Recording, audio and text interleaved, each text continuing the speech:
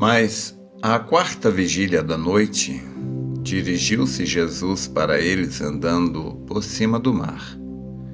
E os discípulos, vendo-o andando sobre o mar, assustaram-se, dizendo: "É um fantasma", e gritaram com medo.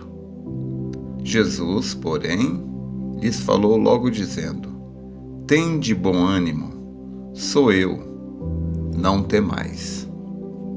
Então, eu faço uso da escritura de São Mateus, capítulo 14.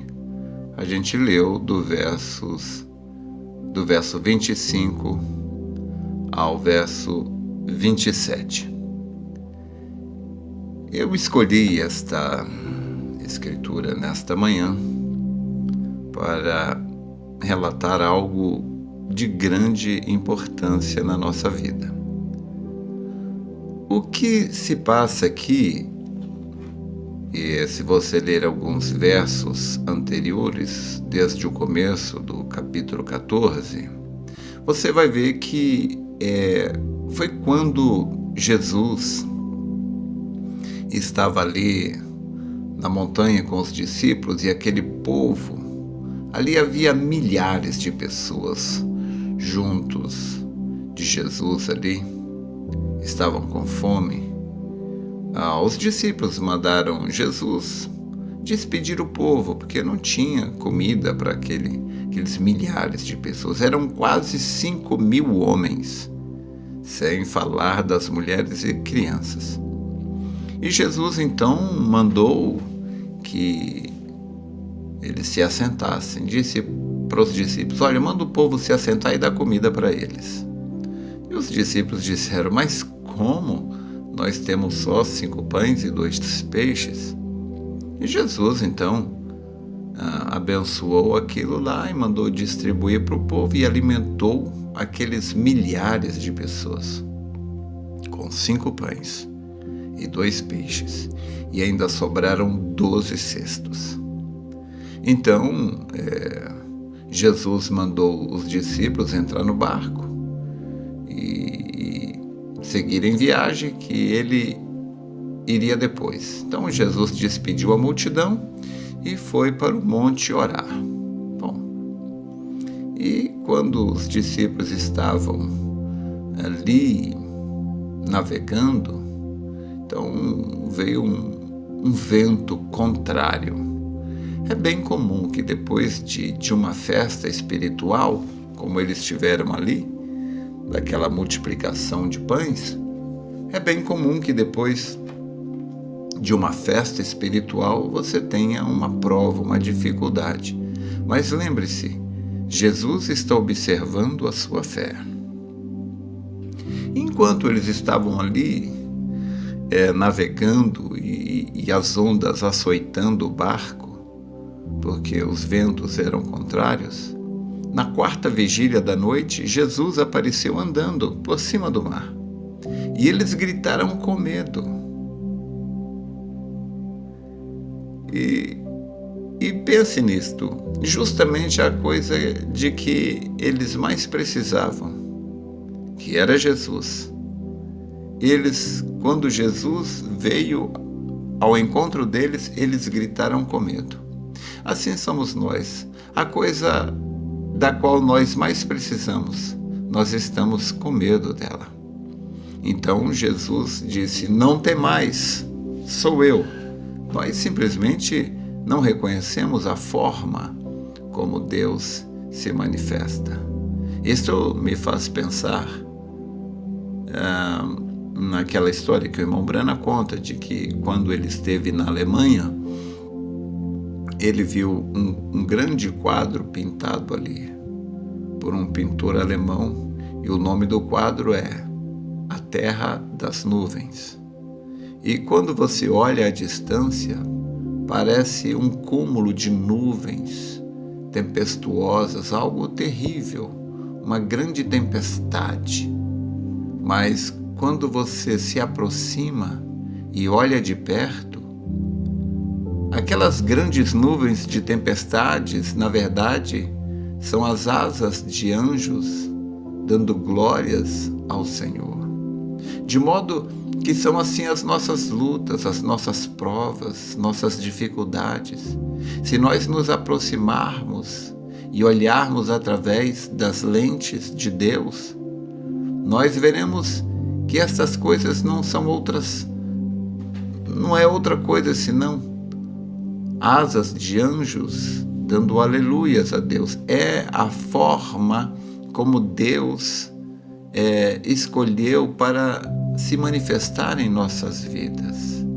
Por certo, Daniel teve uma enorme dificuldade ao ser jogado na cova dos leões.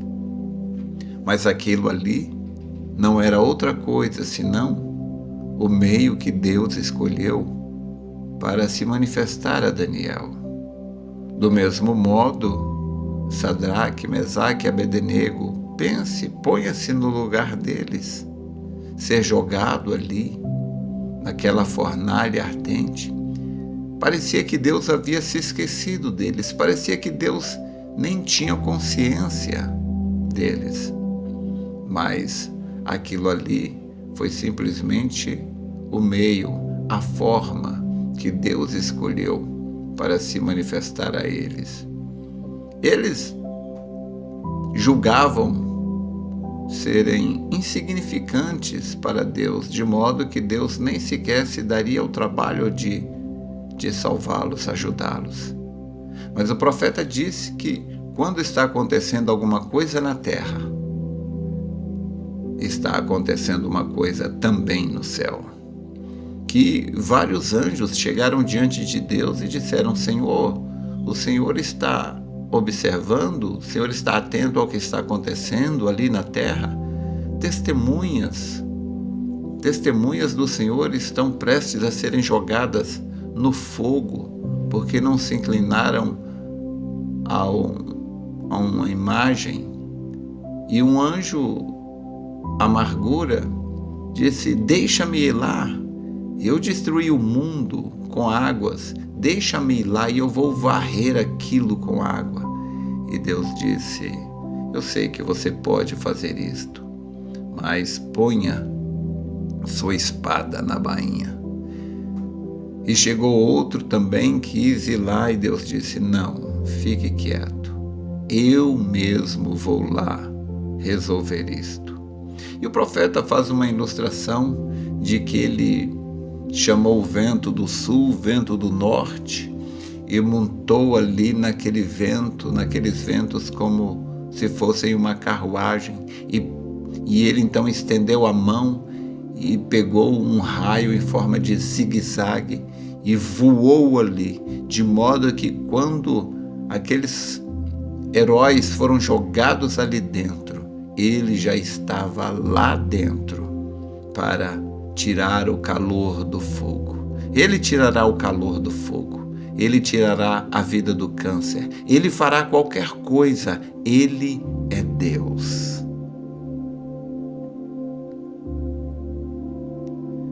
Ele simplesmente está observando para ver como a nossa fé atuará. Então, quando Jesus chegou ali andando por cima das águas, os discípulos ficaram aterrorizados. E eles gritaram de medo, diz a Escritura. Mas Jesus disse: não temais, sou eu. E Pedro então logo disse: mestre, se é o Senhor, manda que eu vá andando por cima da água ao teu encontro. E Jesus disse: então vem. E Pedro desceu do barco. E que coisa! A água se tornou resistente debaixo dos seus pés, de modo que ele ficou em pé na água e começou a andar. Mas por causa dos ventos soprando, ele teve medo. E quando ele teve medo, ele olhou para o lado e viu as ondas. E quando ele viu as ondas, ele colocou a sua atenção, o seu foco nas ondas, no problema, na dificuldade. Do mesmo modo que Israel colocou os olhos no tamanho dos gigantes, colocou os olhos no tamanho das dificuldades, da impossibilidade de entrar na terra prometida, e por isso morreram do lado de fora. Este é o problema que acontece com cada um de nós. Nós deixamos de receber as bênçãos de Deus muitas vezes porque tiramos os olhos de Jesus e olhamos para as impossibilidades. E neste momento, então, Pedro começou a afundar. Mas quando ele começou a afundar, ele não ficou quieto, ele clamou a Jesus. E Jesus, então, lhe estendeu a mão. Se você em algum momento deixou de olhar para Jesus, deixou de olhar para a promessa e olhou para a dificuldade, olhou para o problema e começou a afundar, não se desespere. Ainda há solução para você. Clame a Jesus e Ele te salvará.